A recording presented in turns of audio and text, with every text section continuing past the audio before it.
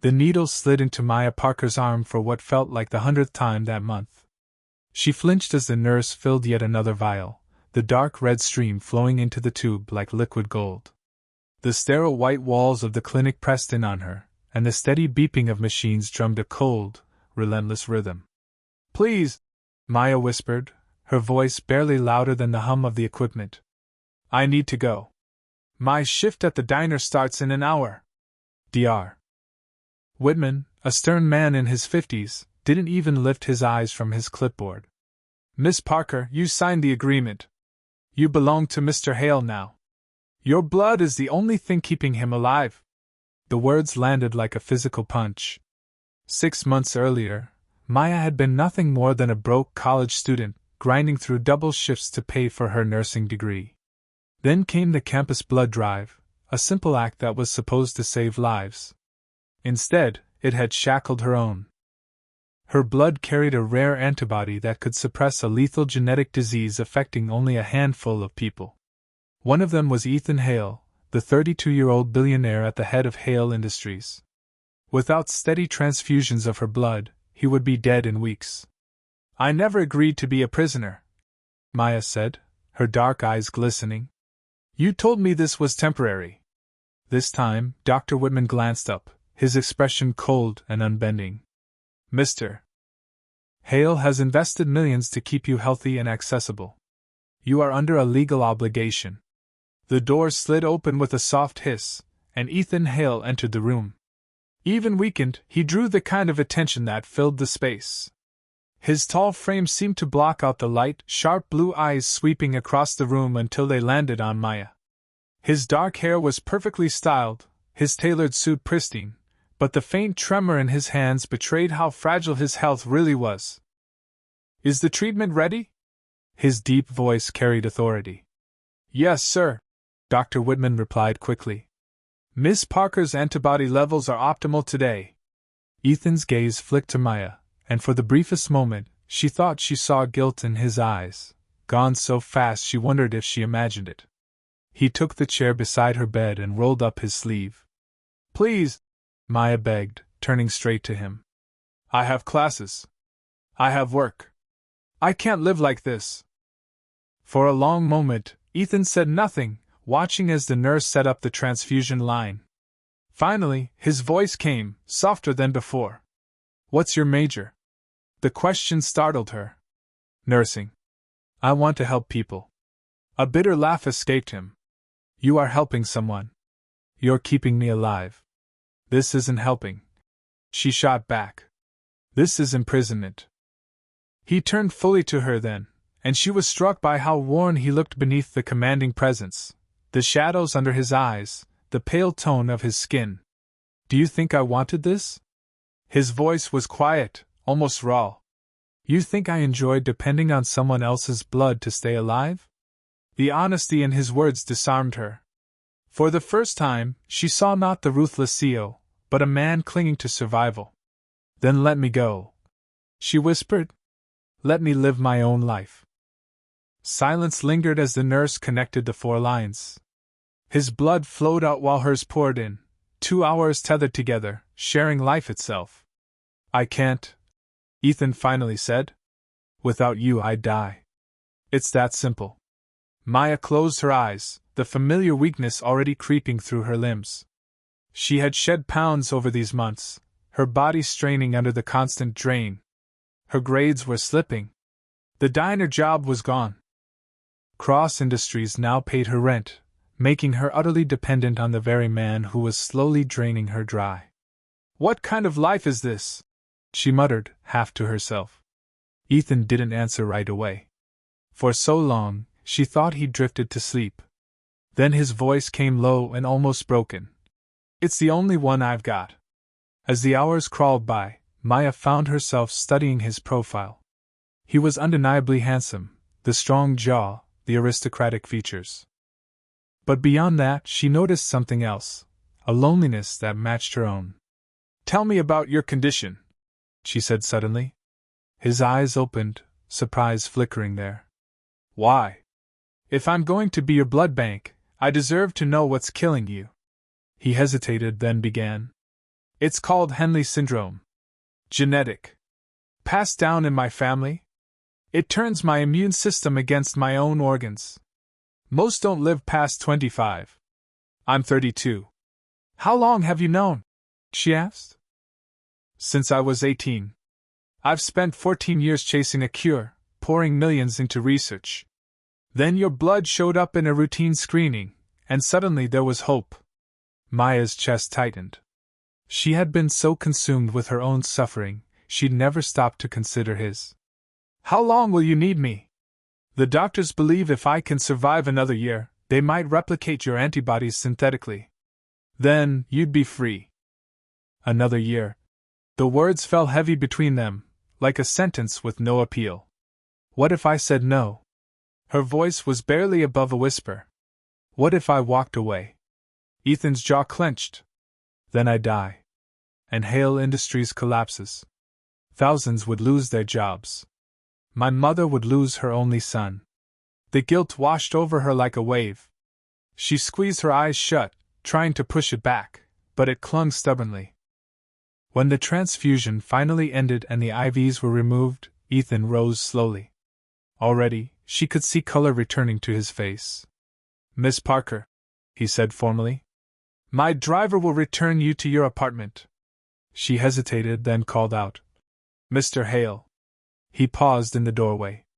What happens to me when this ends? When you don't need my blood anymore? He studied her for a long moment. You'll be free. And compensated so you'll never worry about money again. Money can't give me back the time I've lost. No, he admitted quietly. It can't. When he left, Maya sat alone in the sterile room, weaker than ever, the weight of her reality pressing hard against her chest. She was only 23, yet her life belonged to someone else. Have you ever wondered what you'd give up to save a stranger's life? Would you surrender your freedom, your dreams, even your future? What price would you put on someone else's existence? As she dressed and prepared to leave, Maya made a choice. She would survive this. She would find a way to reclaim her life, even if it meant going against the most powerful man in the city. The black sedan was waiting outside, just as promised. As it rolled away, Maya pressed her forehead to the window and watched the city blur past. Somewhere out there was the life she should have been living, and somehow, she would claw her way back to it. But first, she had to survive Ethan Hale. The car turned through towering iron gates and pulled into the driveway of Ethan's mansion, more fortress than home. Maya's stomach twisted as she stared at the massive stone and glass structure, surrounded by manicured gardens. This is where you'll be staying now, said Frank, the older driver, his voice kind but resigned. Mr. Hale believes it's best you're nearby for treatments. I never agreed to move in here, Maya said, her chest tightening. Frank gave her a sympathetic glance in the mirror. I don't think Mr. Hale sees it as optional.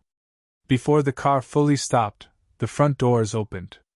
A woman in her 50s, dressed in a crisp black uniform, descended the steps with sharp purpose. Her graying hair was pulled into a severe bun, her eyes sharp and assessing. Miss Parker, I'm Mrs. Whitfield, the housekeeper, she said briskly. Mr. Hale asked me to show you your room and explain the house rules. House rules? Maya echoed, climbing the marble steps. Mr. Hale values order and privacy. Certain areas are off limits. You'll be required at specific times for treatments. And there are expectations for your conduct. The mansion's interior was even more overwhelming than its exterior. The soaring foyer boasted a sweeping staircase and glittering chandeliers. Oil paintings hung on the walls, fresh flowers filled crystal vases, their perfume delicate but pervasive. Your room is upstairs, Mrs. Whitfield said as they climbed the stairs. Mr. Hale's suite is on the 3rd floor. Strictly forbidden unless summoned. They walked down a long corridor lined with expensive furniture until the housekeeper opened a door halfway down. Maya gasped. The room dwarfed her old apartment. A king-size bed draped in silk, French doors leading to a balcony with garden views, a cozy sitting area by the fireplace. The bathroom is through there. Mrs. Whitfield gestured. And Mr. Hale had suitable clothing delivered for you. Maya opened the closet and froze. Row upon row of clothing in her exact size, casual wear, business outfits, even evening gowns. Everything looked tailored and impossibly expensive. How did he know my size? She whispered. Mr. Hale is very thorough in his planning. Mrs. Whitfield replied evenly, her tone almost diplomatic. Now about the rules. Breakfast is at 7, lunch at noon, dinner at 7 sharp. You're expected to eat properly to maintain your health. Dr. Whitman will be conducting daily checkups at 9 every morning. Daily? Maya turned from the closet, eyebrows raised. That feels excessive. Mr. Hale's life depends on your well-being, Miss Parker. Nothing will be left to chance. The weight of it pressed down on her harder with each word. She wasn't just giving blood anymore. She was now a full-time medical resource. What if I want to leave the property? Maya asked carefully.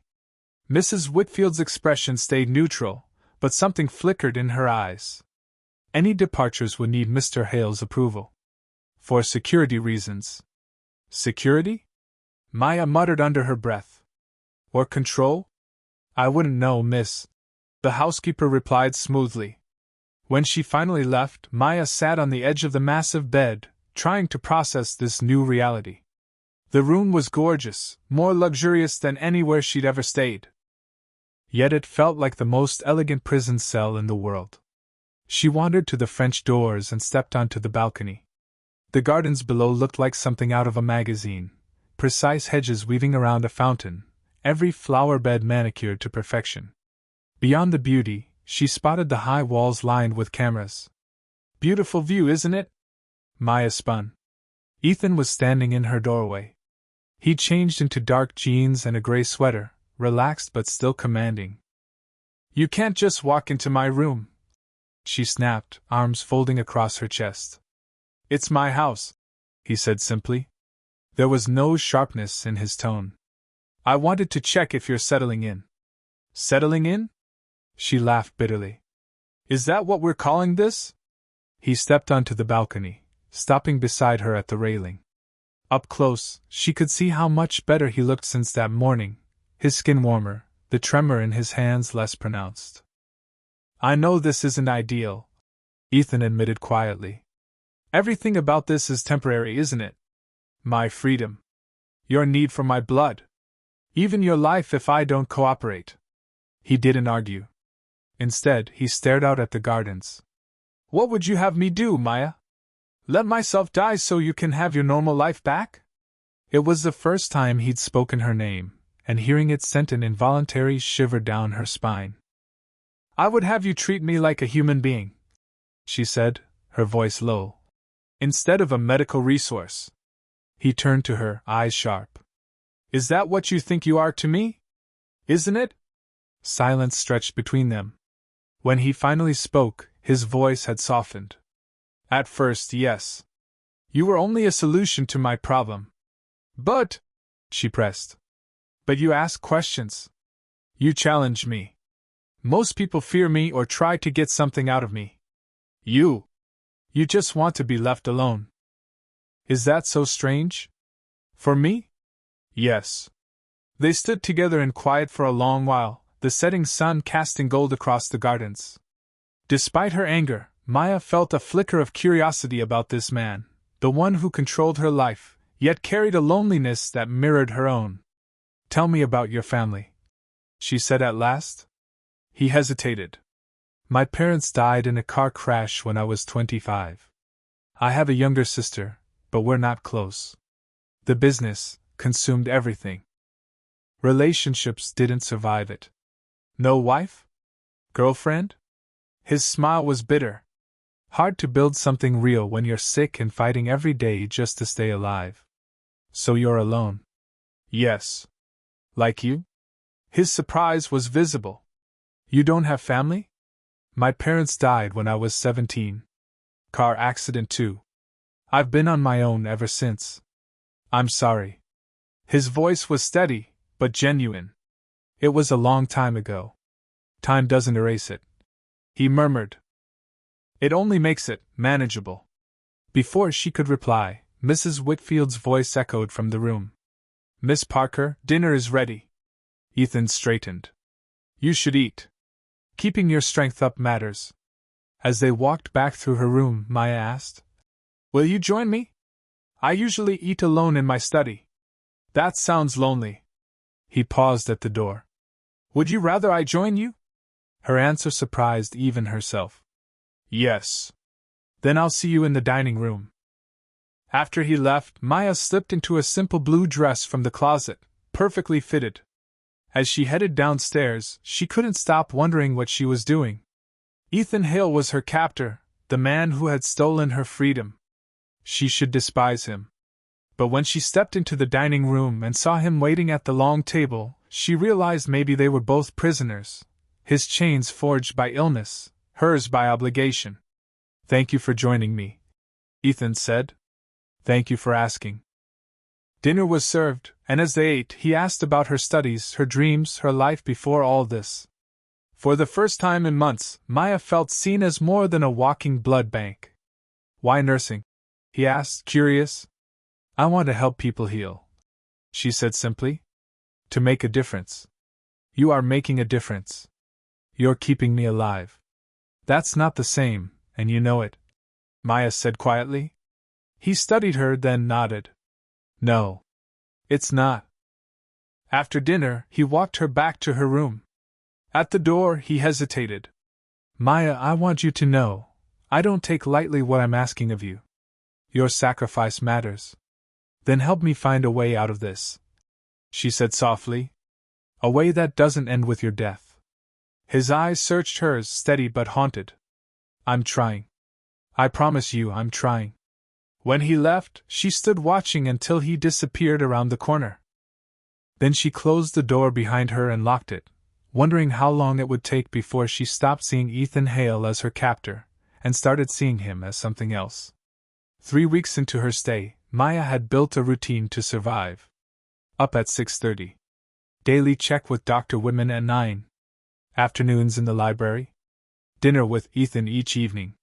Their conversations had become the only part of her day she looked forward to, though she refused to ask herself why. One morning, she wandered into the kitchen at 6 and stopped in her tracks. Ethan Hale, billionaire CEO, patient, captor, stood at the stove, flipping scrambled eggs in a pan. Jeans. White t-shirt. Hair tousled. You cook? She asked, startled. He looked up, a faint smile tugging at his lips. Surprised? Yes. Honestly, I thought you had people for that. I do. But cooking relaxes me. He gestured at the pan. Want some? I made extra. Maya hesitated, then nodded and sat at the massive kitchen island. The place looked more like a professional chef's dream than a kitchen, all marble and steel, but somehow it felt oddly homey watching him move around it with ease. Coffee? He asked. Please. As he poured, she studied him carefully. The treatments were working. His color was good, his movement steady. Still, she could see the traces of illness, the leanness of his frame, the way he conserved energy without seeming to. Why are you being so nice to me? She asked suddenly, as he set a steaming plate in front of her. He paused with the coffee pot in hand. What do you mean? This room. These clothes. Breakfast. You could have kept me in a clinic and just drained me. Why all this? He set the pot down and met her eyes. Because you're not cattle, Maya. You're a person sacrificing your life so I can have mine. The least I can do is make it bearable. Guilty conscience? Maybe, he admitted quietly, sliding into the seat across from her. Does it matter? She took a bite of the eggs, surprisingly good, and sighed. I guess not. But it makes things harder. How so? It makes it harder to hate you. His fork stopped midair. Is that what you want? To hate me? It would be simpler, she said honestly. They ate in silence for a while before Ethan spoke again. I have a proposition for you. Maya tensed. What kind? You are studying to be a nurse. My company has a medical division. If you want, I can arrange for you to work there a few days a week. Get experience. Her eyes widened. You'd let me work? With limits. You'd still need to be back on schedule for treatments. Security would monitor you. But yes. Her throat tightened, tears threatening. It wasn't freedom. But it was something, a purpose beyond being a living blood bank. Why? She whispered. Because I see what this is doing to you. The isolation. The loss of purpose. You're saving my life, but I don't want to destroy yours. Thank you, Maya said softly. Yes. I'd like that very much. Good. I'll make some calls today. 2 days later, Maya walked through the gleaming halls of Hale Medical Center, dressed in scrubs, tablet in hand. She had been assigned to the pediatric ward 3 days a week, close enough for treatments, but far enough to breathe. You must be Maya, said a warm voice. A young woman with kind brown eyes and a bright smile stepped forward. I'm Rachel. I'll be showing you around. As Rachel led her through the children's wing, Maya felt something she hadn't in months: purpose. The kids lit up at her presence, drawn to her calm, gentle way. She couldn't help but smile. You're a natural, Rachel said, watching her help a little girl with her lunch. Ever worked with kids? Not professionally, Maya said. But I always thought pediatrics might be my specialty. Well, you definitely belong here. That afternoon, while organizing supplies, Maya overheard a familiar voice in the hall. Ethan. He was speaking with one of the doctors about expanding the pediatric wing, asking questions that revealed real knowledge, not just surface-level interest. He comes every week, Rachel whispered. Most COs only care about numbers, but Mr. Hale actually cares about the patients. Does he? Maya asked quietly. Oh yes. He built this center after his parents died. Said he wanted their memory to mean something good. Maya filed that away, another piece in the puzzle of the complicated man who both saved her and imprisoned her. That night at dinner, Ethan asked about her first day. It was wonderful, Maya admitted, surprised at the joy in her own voice. The kids are amazing. The staff made me feel welcome. I'm glad. Ethan's smile looked genuine, almost boyish. Rachel mentioned you've got a natural gift with the pediatric patients. You talked to Rachel about me? Maya asked, surprised. I wanted to make sure you were settling in, Ethan said. That you felt valued. The word landed between them like a stone dropped in still water. Valued. Not just useful. Not just necessary. Valued. Ethan, Maya said softly, tasting his name on her lips for the first time. It felt strange and dangerous, but right somehow. Thank you for letting me work, for treating me as more than just what I am to you. He set his wine glass down, his gaze steady on hers. What you are to me is more complicated than you think. What do you mean? She asked, heart thudding. Before he could answer, Mrs. Whitfield appeared in the doorway. Mr. Hale, your sister has arrived.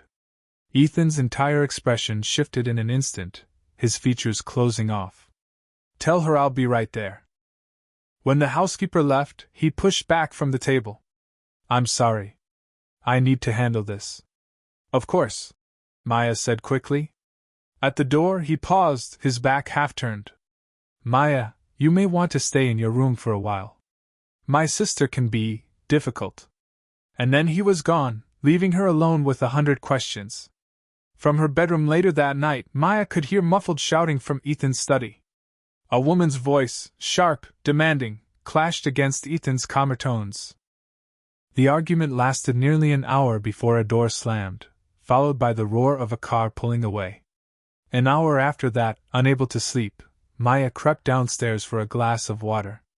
She found Ethan sitting at the kitchen island, nursing a glass of whiskey. He looked exhausted, shoulders bowed. Are you all right? She asked gently. His head snapped up, surprised. I thought you'd gone to bed. I was worried about you. Something flickered in his eyes. Worried about me? That's unusual. Is it so strange? she asked, sliding onto the stool beside him instead of across the counter. He gave a bitter laugh. My sister wanted money. She always does. She also wanted to know about you. Word gets around. What kind of word? That there's a woman living in my house. He swirled the whiskey in his glass. That you're my mistress. That I'm keeping you here for entertainment. Maya's cheeks burned. That's ridiculous. Is it? He turned, eyes locking on hers, blue and unflinching. You're a beautiful woman, Maya. You live under my roof, share my meals, work in my company. From the outside, it looks exactly like that. The word beautiful sent an involuntary flutter through her chest. They don't know the truth, she whispered. No. And I intend to keep it that way. The fewer people who know about my condition, and yours, the safer we both are. Safer from what? From rivals who would weaponize my weakness. From family who'd take my company if they smelled blood in the water. From anyone who sees vulnerability as an opportunity. For the first time, Maya realized Ethan wasn't just fighting his illness. He was battling to keep control of an empire built on power and secrecy. Is that why you don't want your sister to know about me? Among other reasons. And the others? He stared into his glass for a long time, voice low when he finally answered. Because she'd see what I've been trying not to. That this stopped being just about my medical needs weeks ago. Her pulse quickened. Ethan. I know, he cut in quietly. I know it complicates everything. I know you didn't ask for this. But I can't pretend anymore that you're just my cure. The admission charged the air between them, humming with unspoken possibility. Maya's chest rose and fell too fast. What happens when survival turns into desire? When necessity starts to feel like something deeper? She didn't have time to ask. He stood, setting his empty glass aside. Good night, Maya. And thank you for worrying about me. As he walked away, she realized everything had changed. The careful balance they'd kept was crumbling, and she had no idea what would replace it. But for the first time, she wasn't sure she wanted to escape. The storm rolled in on a Thursday night in March, battering the mansion with wind and sheets of rain. 2 months into her captivity, Maya had slipped into a rhythm that felt almost normal. She worked at the medical center, submitted to treatments, shared dinners with Ethan. But tonight, everything felt restless, unsettled, like the storm outside had seeped into their bones. She found him in his study, standing at the wide windows, lightning painting his silhouette against the glass. His navy suit jacket was draped over a chair, tie loosened, shirt collar undone. Quite a storm, she said, moving closer. I love storms, Ethan murmured, not looking away. All that power, completely beyond human control. It's humbling. Most powerful men hate things they can't control. He finally glanced at her, a faint smile tugging his lips. Who says I'm like most powerful men? Are you? She asked. What do you think? Maya studied him, the lightning throwing his face into sharp relief. I think you're more complicated than you let people believe. And why do you think that? The way you cook breakfast. The way you ask about the children at the medical center. The way you look when you think no one's watching. His voice was low. And how do I look? Lonely, she said softly. He was silent a long while before moving to the leather sofa near the fireplace. Wine? Something special. She nodded, watching him open an expensive bottle. When he handed her a glass, their fingers brushed, sending that electric jolt she'd been trying to ignore. To storms, Ethan said. To surviving them, Maya replied. They drank in silence, the firelight casting shadows across the room. Do you ever regret it? She asked suddenly. He considered. I regret that you didn't have a choice. I regret taking a year of your life. But do I regret knowing you? No. Not even a little. Her breath caught. Ethan set his glass down. Maya, I need to tell you something. Dr. Whitman ran more tests last week. The treatments are working better than expected. My condition has stabilized. That's good news, isn't it? Yes and no. He raked a hand through his hair. It means we might not need the full year. Which also means our arrangement could end sooner. And I don't know if I'm ready for that. Her chest tightened. What are you saying? I'm saying this isn't just about my health anymore. You've become important to me. Before she could respond, a thunderclap rattled the glass and the lights flickered out. Only the fire kept the darkness at bay. The generator will kick in soon, Ethan said, though his voice sounded closer than it had a moment ago. The sofa dipped. He had moved nearer. Maya, he whispered, his breath brushing her cheek. Tell me to stop. Stop what? This. His hand rose, fingers brushing her face. Tell me this is just circumstance. Just proximity. Tell me it's not real. But she couldn't. It would have been a lie. I can't, she admitted. Can't what? Can't tell you to stop. Can't pretend this is nothing. The lights buzzed back on, but neither moved away. His eyes locked on hers, raw and conflicted. This changes everything, he said. I know. If we cross this line, there's no going back. I know that too. He leaned closer, forehead brushing hers. Are you sure? Instead of words, Maya kissed him. Soft at first, then deepening, weeks of suppressed longing spilling free. When they broke apart, breathless, Ethan's voice was rough. I need you to know, this isn't obligation. It's not gratitude. It's you. All of you. Her eyes burned with tears she refused to shed. And you need to know, it's not dependence. Not Stockholm. It's the man who cooks me breakfast, who sees me as more than what I give. That's who I want. Ethan's smile was soft, almost disbelieving. So, what do we do now? I don't know, she admitted. But I know I can't go back to pretending. Then don't, he said, standing and offering his hand. She took it. Promise me something, Maya whispered, standing close. Anything. When this ends, when you don't need my blood anymore, promise you'll still want me. Not as your cure. Not as your responsibility. As me. Ethan cupped her face, his gaze fierce. Maya Parker, I promise. This has nothing to do with your blood. Everything I feel is because of your heart. The kiss that followed was deeper, a promise in itself. When he lifted her in his arms and carried her upstairs, she knew there was no turning back. The next morning, sunlight streamed through his windows. Maya woke slowly, wrapped in warmth and the weight of his arm around her waist. Memories of the storm and the night before flooded in, tangled with both joy and fear. Ethan slept beside her, his face relaxed, younger somehow without tension creasing his features. She studied him quietly, the line of his jaw, the dark hair mussed across his forehead, and felt her heart do something complicated. What had they done? As if sensing her, Ethan's eyes opened and focused on her face. A slow smile curved his lips. Good morning, he murmured, voice rough with sleep. Good morning, she whispered back, suddenly shy under the sheet pulled to her shoulders. His hand rose, brushing her cheek. Any regrets? Maya drew in a breath, weighing the truth. No. Never, Ethan whispered, leaning in to kiss her softly. How are you feeling? He asked, brushing his thumb across her cheek. Different, Maya admitted. Everything feels different. Different how? He pressed gently. Before she could answer, a sharp knock rattled the bedroom door. Mr. Hale. Mrs. Whitfield's crisp voice came through the wood. Dr. Whitman is here for Miss Parker's examination. Reality hit them like cold water.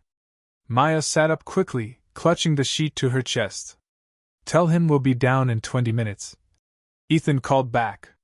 Very good, sir.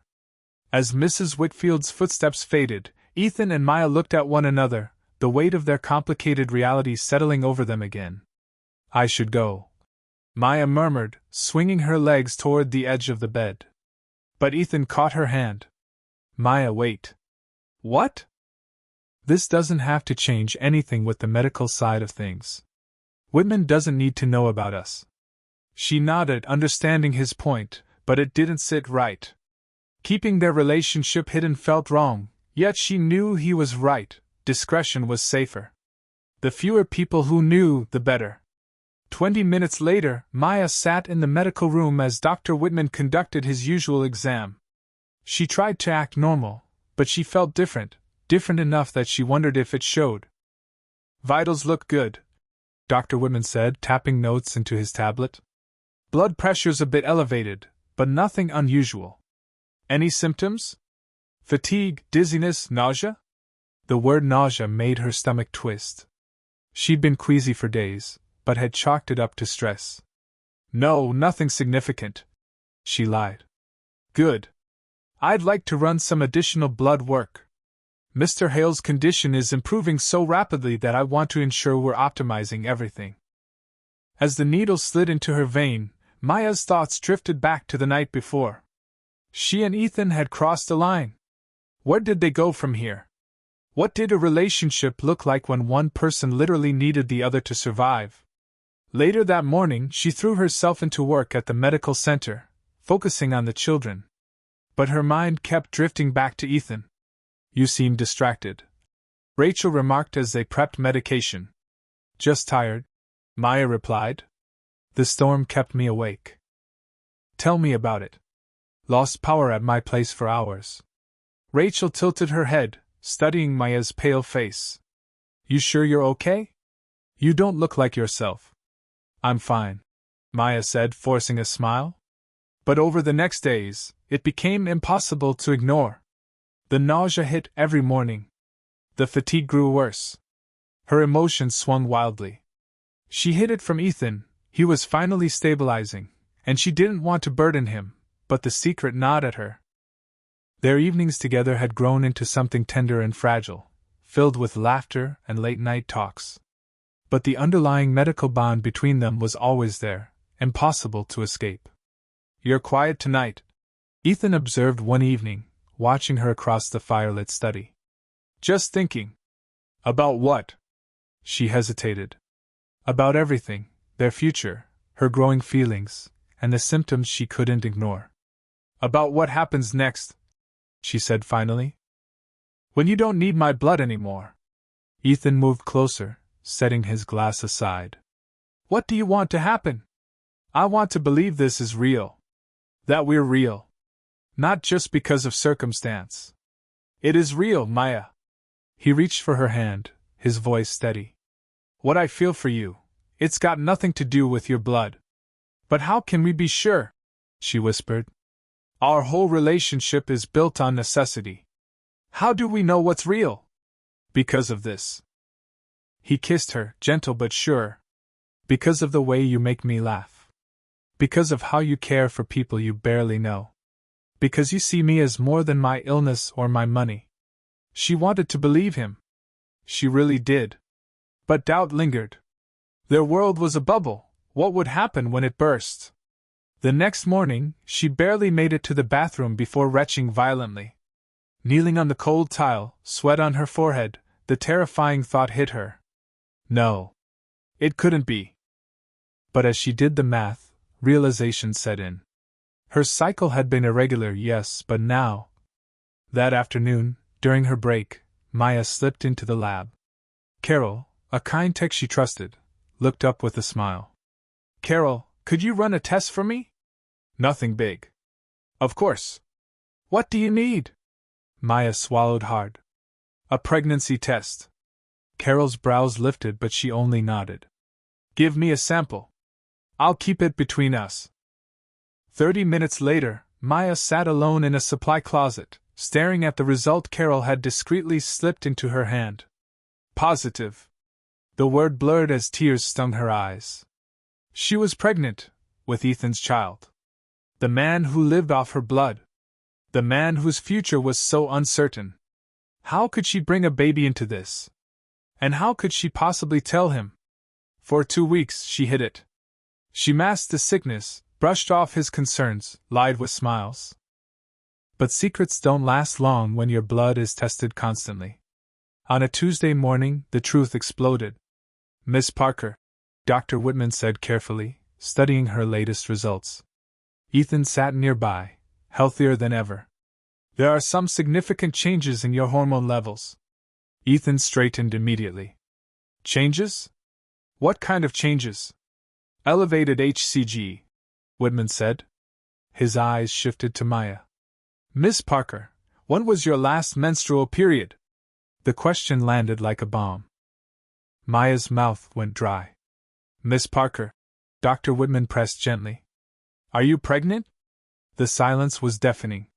Yes, Maya whispered. Ethan shot to his feet, his chair scraping.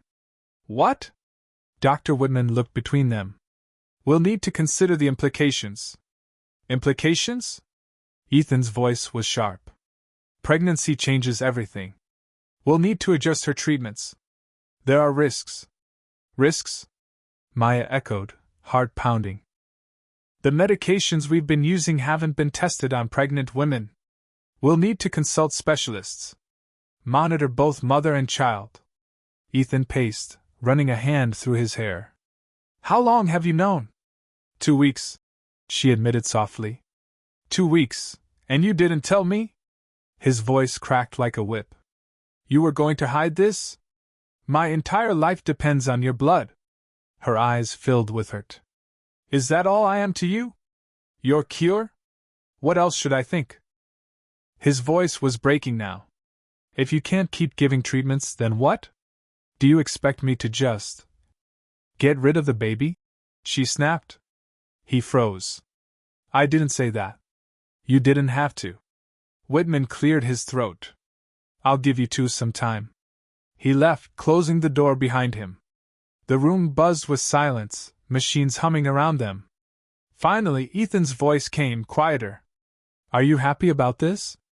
Maya swallowed. I don't know. I'm scared. Overwhelmed.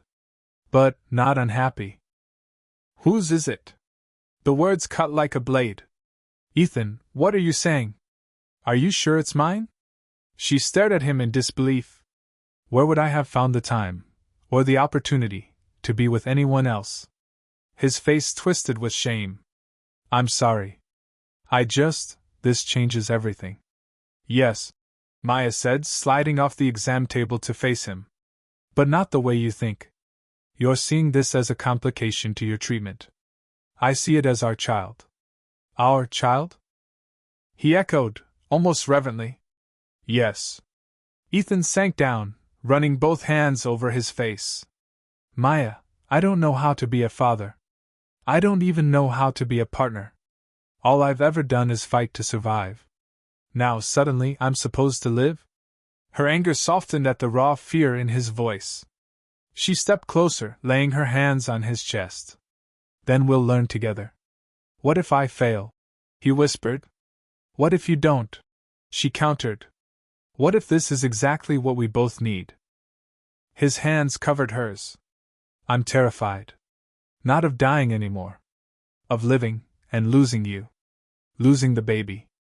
Losing everything I never thought I could have. Then we protect it, she said firmly. We protect us. He pulled her into his arms, holding her like she was the only solid thing in his world.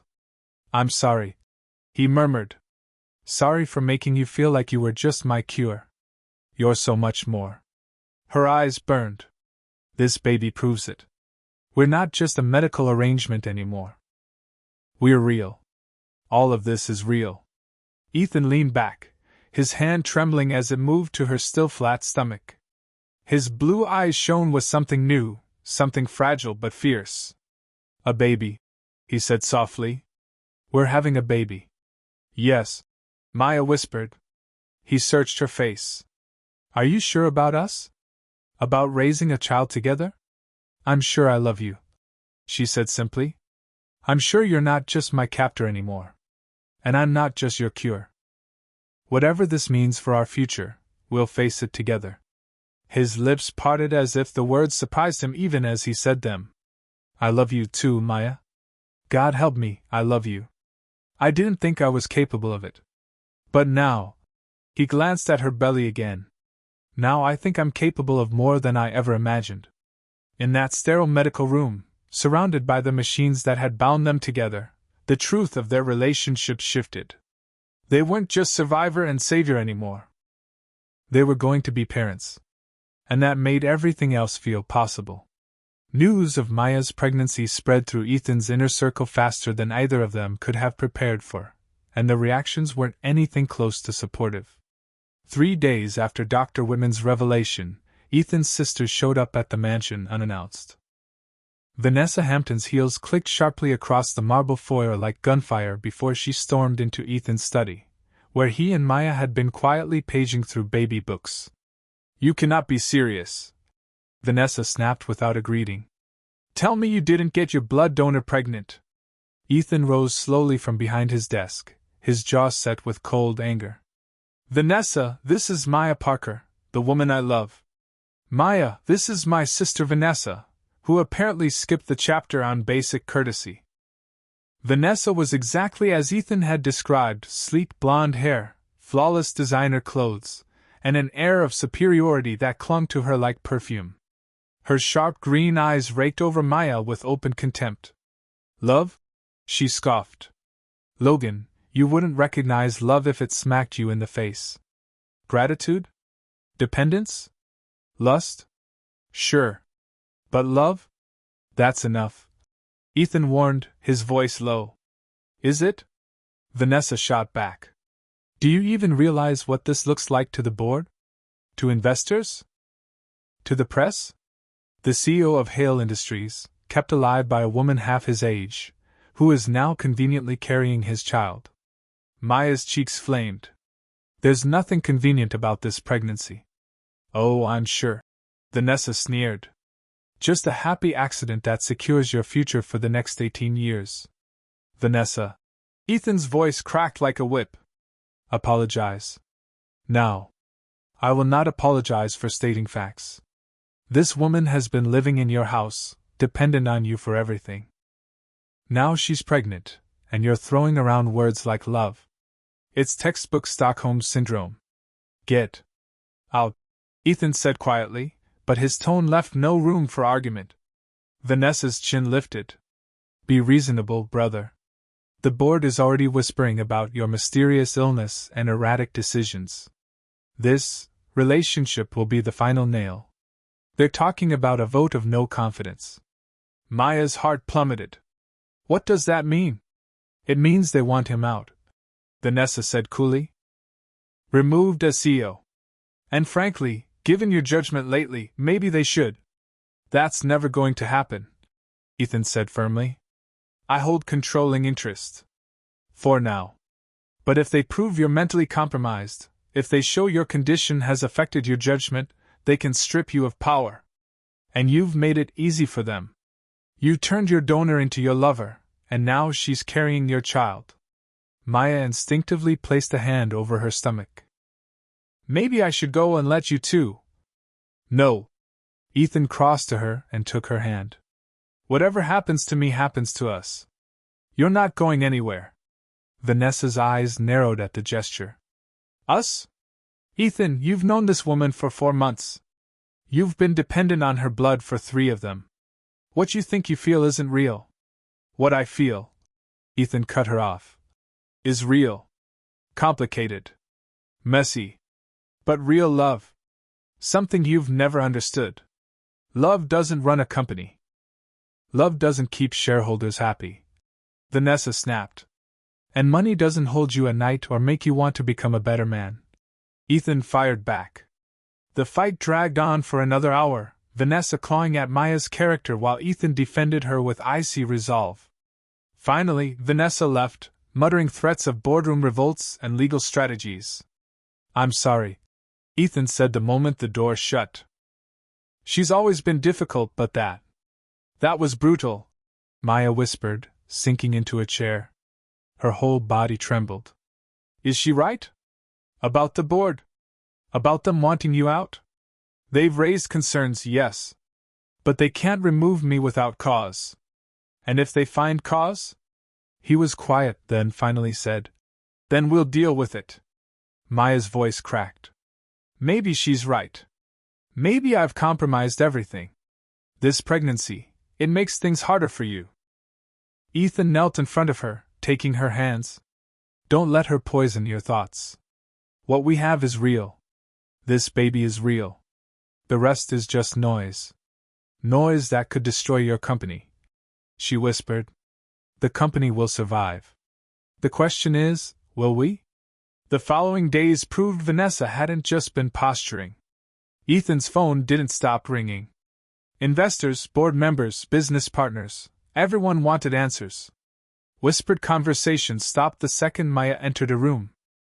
Ethan spent hours locked in his study, running what he called damage control.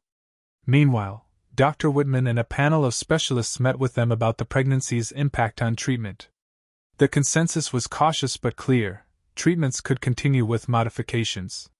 Still, the stress was wearing them both down.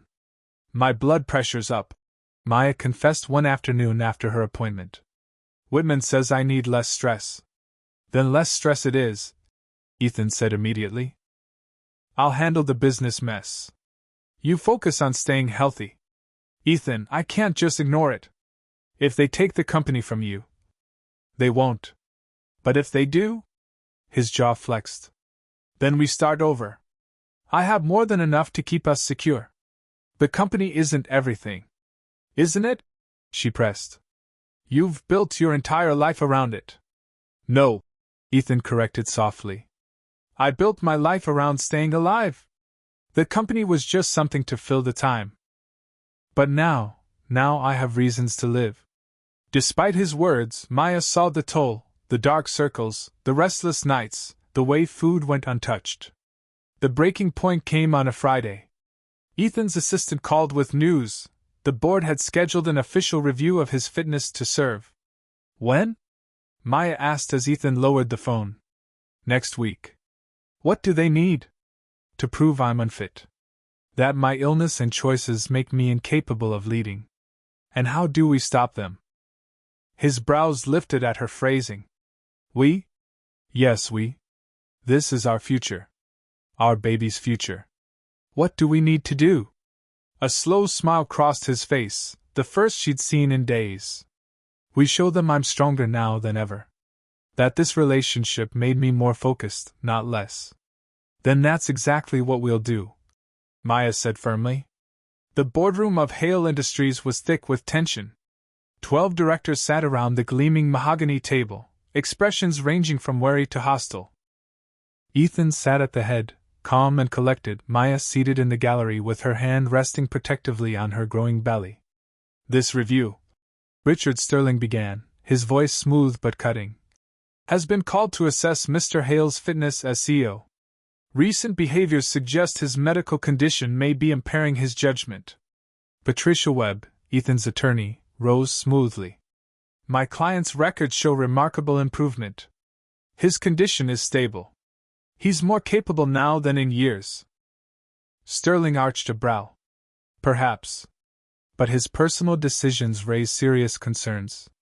Entering a romantic relationship with his medical donor, who now carries his child, creates conflicts of interest and exposes us to liability.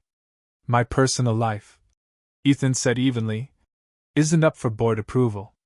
It is, Sterling snapped, when it puts the company at risk.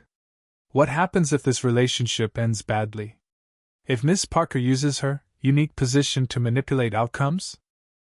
The optics alone are disastrous. That would never happen, Ethan said flatly. How can you be so certain? Sterling challenged. You've known her 4 months.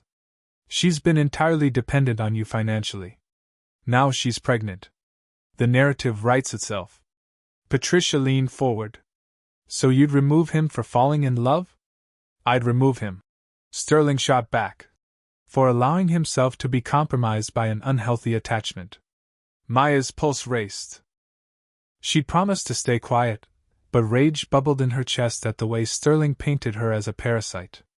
Then Dr. Margaret Chin, one of the quieter board members, spoke up. Mr. Hale, how do you separate your medical dependency from your romantic choices? How do we know this isn't blurred judgment? Ethan stood, shoulders squared. Dr. Chin, let me be clear. This began as medical necessity. But what grew between us? That has nothing to do with needles or transfusions, and everything to do with who Maya Parker is. She gave me more than survival. She gave me a reason to live. Sterling's lips curled. To outside eyes, it looks like a billionaire CEO ensnared by the woman whose blood he needs. Actually, Ethan said, his tone sharpening, I'd like to address that. He pressed a button on the table. His assistant entered with a heavy folder, distributing copies. In these files, you'll find records of every financial interaction between myself and Miss Parker. Payment for her medical contribution, yes, but beyond that? Nothing. No gifts. No handouts. No access to my accounts. She has refused every offer of financial assistance. The room rustled as pages flipped. You'll also see references from Cross Medical Center, where she's been working in pediatrics, voluntarily. Ask the staff. Ask the children. They'll tell you exactly who she is, a professional, a caregiver, someone who gives without expecting anything back. Sterling's face hardened as he scanned the evidence, his frustration mounting. This doesn't change the fundamental problem.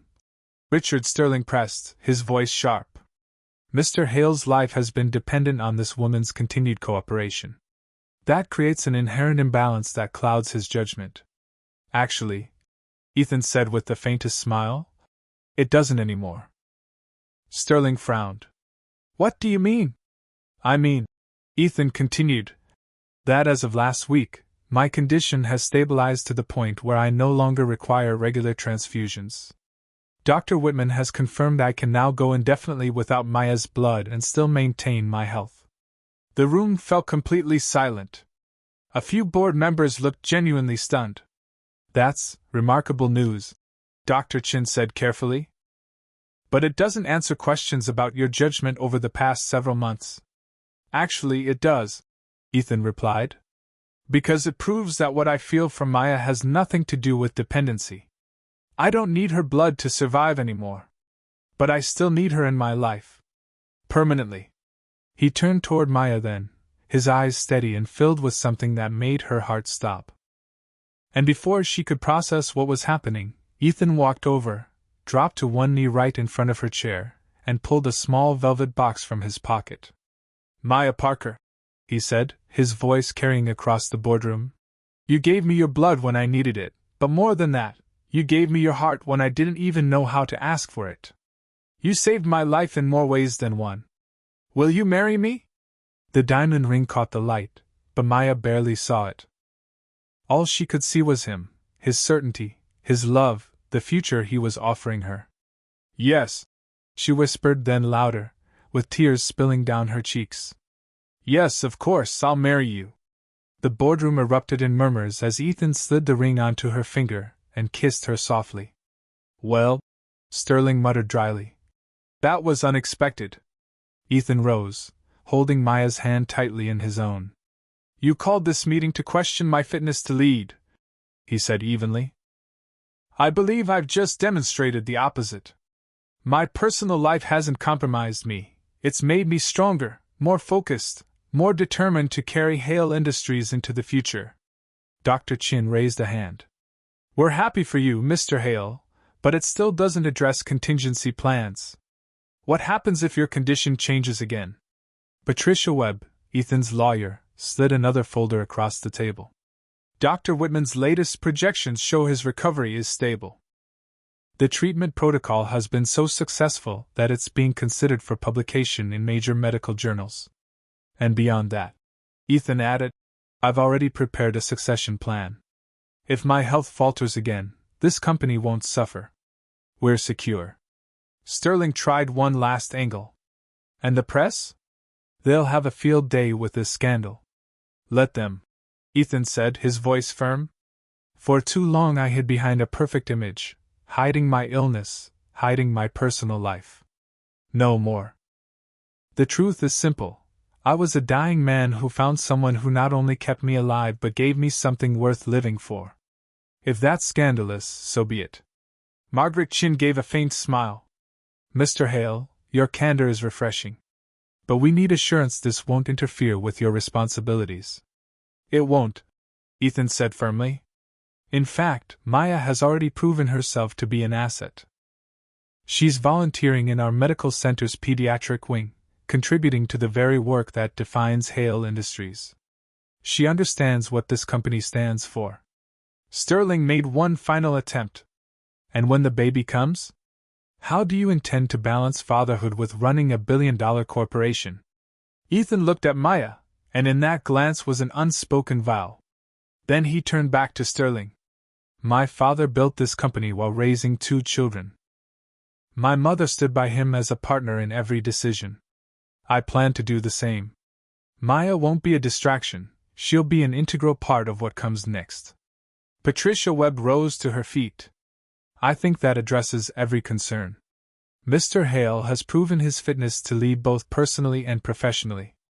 I move that this review be closed with no action taken. Seconded, Dr. Chin said immediately. When the vote was called, 10 hands went up. Only Sterling and 1 other abstained. Motion carried, Sterling said, his voice clipped. This review is concluded. As the board members filed out, several paused to congratulate Ethan and Maya on their engagement. Dr. Chin lingered behind. Mr. Hale, she said gently, I owe you an apology. I was truly worried about your health and judgment. But seeing you today, you're stronger than I've ever seen you.